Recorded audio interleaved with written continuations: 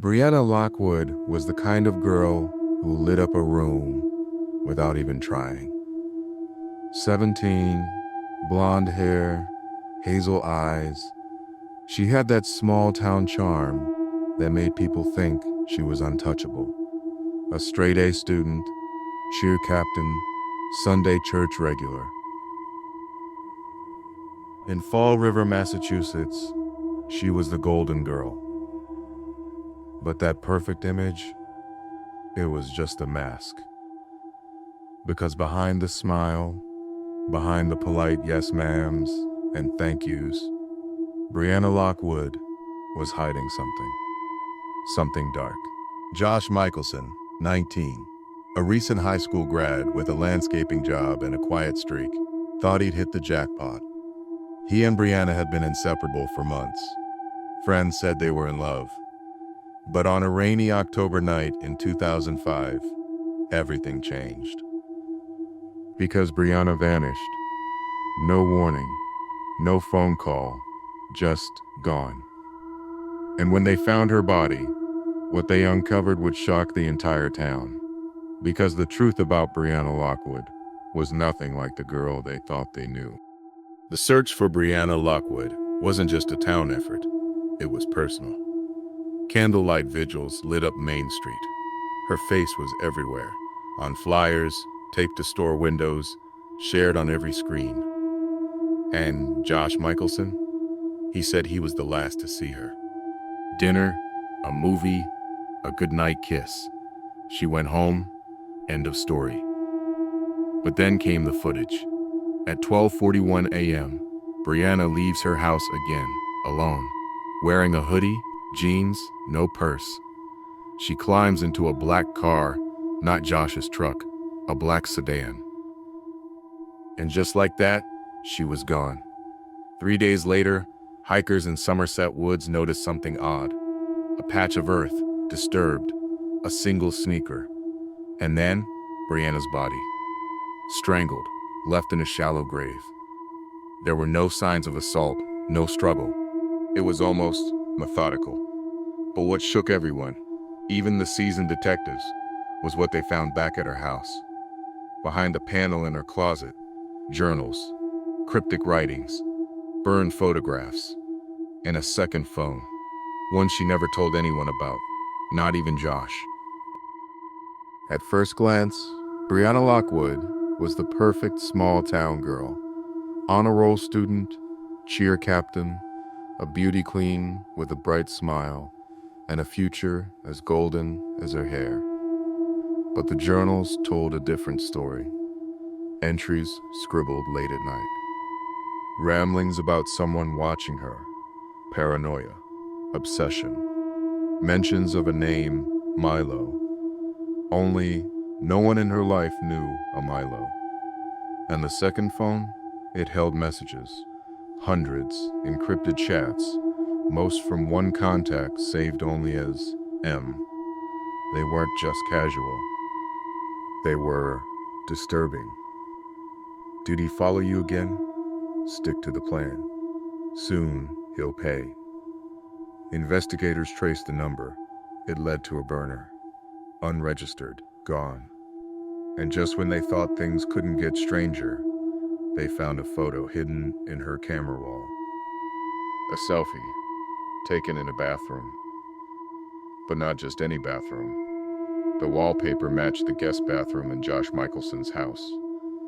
And in the mirror's reflection, a second figure, standing behind her, wearing a black hoodie, face blurred, but unmistakably watching.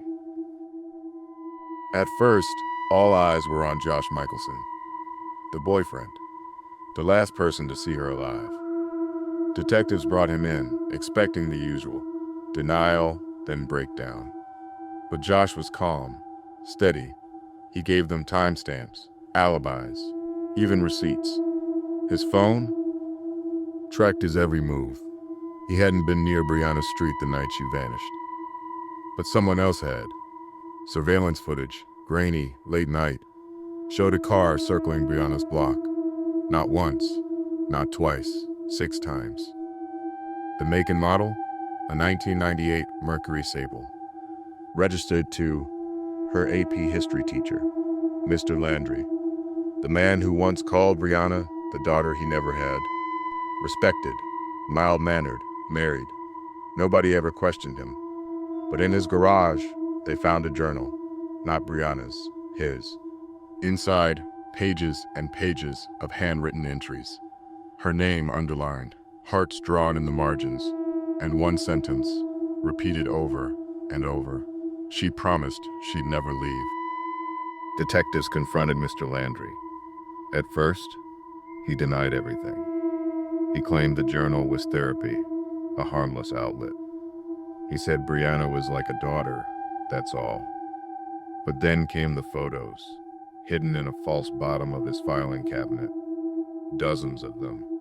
Snapped from a distance, Brianna walking to school, sitting in her window, laughing with friends. All time-stamped, all recent.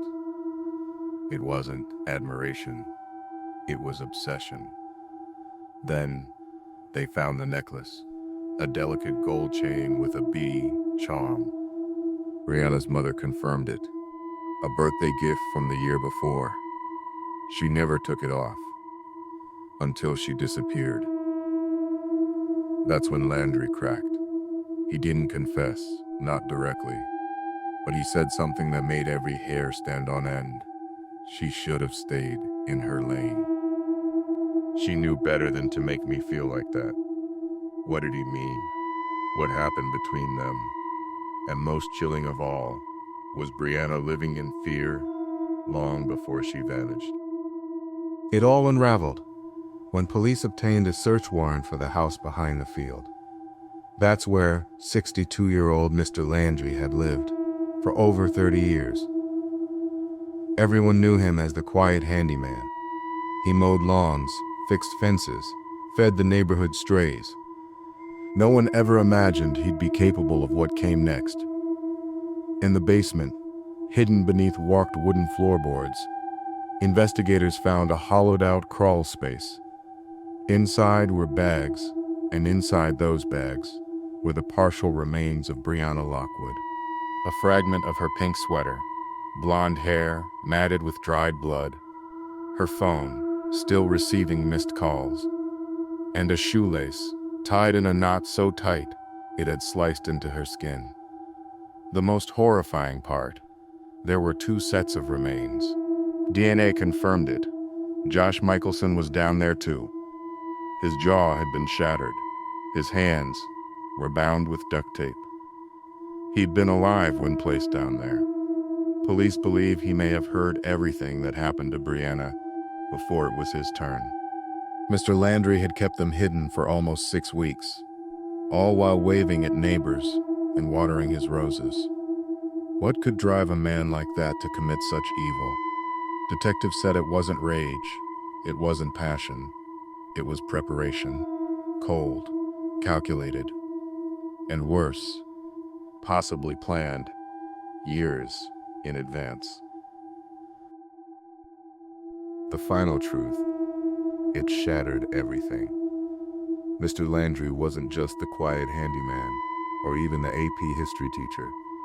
He was a man with a secret obsession. Police uncovered a hidden journal, pages filled with disturbing drawings and cryptic notes about Brianna and Josh. He'd been watching them for months, mapping their every move, planning the perfect crime. But here's the part nobody saw coming. He didn't act alone.